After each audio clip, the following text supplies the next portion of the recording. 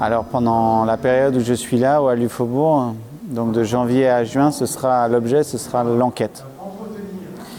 Et pourquoi l'enquête? Sans doute parce que l'Anthropocène signifie notamment, ou en tout cas nous pointe un certain nombre de disparitions.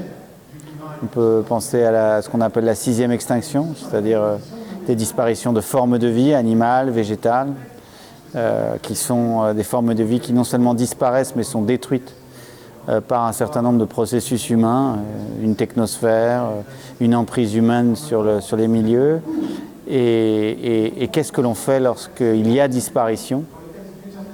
Qu'est-ce que l'on fait lorsque l'on cherche à comprendre comment ça disparaît? Eh bien, logiquement, dans assez proche des techniques policières, forensiques, de police scientifique parfois, on va poser les bases d'une investigation, d'une enquête. Et souvent, on se retrouve avec des narrations d'enquête qui marchent en quelque sorte à rebours, qui marchent à contre-temps des autres grands récits dominants du pouvoir. C'est-à-dire que les grands récits dominants vont fabriquer le monde tel qu'on le connaît, et ils vont fabriquer un monde où des formes de vie disparaissent. Et donc les enquêteurs sont souvent des personnalités, qui sont souvent des gens qui ont des pratiques qui marchent en quelque sorte à rebours des grands récits dominants. Ce qu'il faut bien comprendre, c'est que surtout au début du XXIe siècle, on a un recul historique suffisant pour voir que le monde est construit. Le monde est construit pas seulement par des discours, le monde est construit par des institutions, il est construit par des process, il est construit par des normes, il est construit par des lois, il est vraiment construit. Et l'emprise humaine sur le monde est telle que même le monde qu'on dit naturel est lui-même extrêmement construit par Sapiens, par les humains.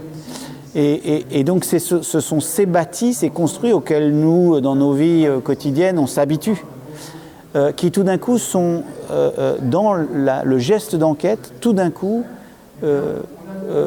tous ces construits sont soumis à la question. Une enquête démarre toujours avec une ou des questions. Est-ce que ce récit qui m'est fait du monde est bien, correspond bien à mon expérience du monde? Et dans le hiatus, dans la fracture entre l'expérience sensible et le construit du monde, là, tout d'un coup, se niche une question qui, logiquement, déclenche une enquête. Donc c'est une brèche, en fait. C'est le début d'une brèche. Et sans doute que c'est là, pour moi, qu'apparaît l'Anthropocène.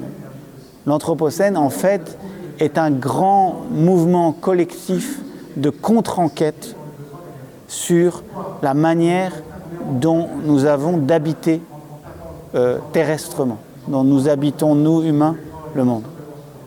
Sans doute ce temps qu'on a appelé le postmodernisme peut se résumer de la manière suivante: c'était le temps d'un oubli du monde.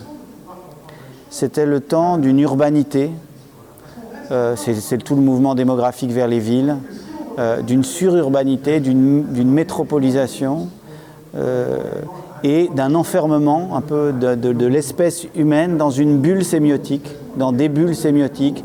Et on peut penser ici à des systèmes de référence, le plaisir que certains avaient de commenter filmiquement le monde, toute cette idéologie du spectacle, qu'il n'y aurait plus de réel, qu'il n'y aurait plus de matière brute, que tout serait encodé, qu'on vivrait infiniment dans des encodages, dans des bulles.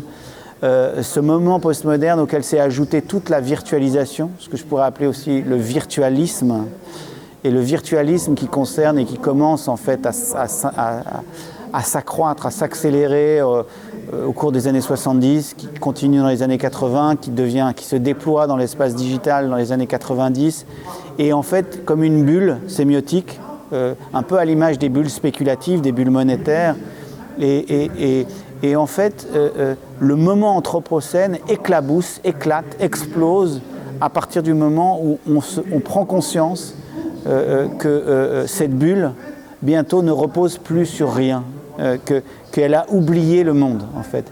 Et donc, le moment anthropocène et l'enquête qui va avec, c'est mais comment avons-nous pu tant oublier le monde ?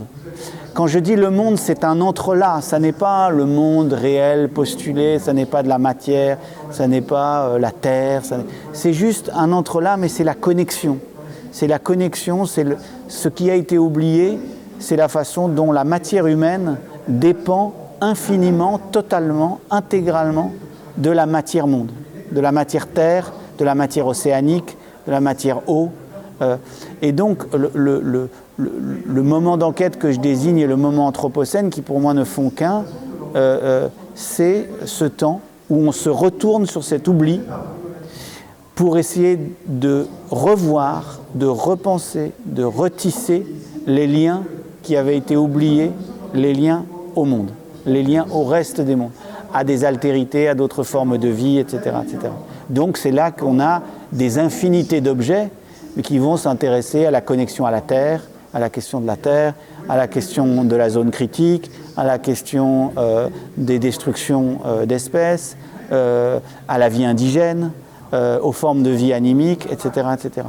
Toutes ces formes d'enquête, en fait, manifestent la même inquiétude à l'égard de ces liens qui ont été oubliés.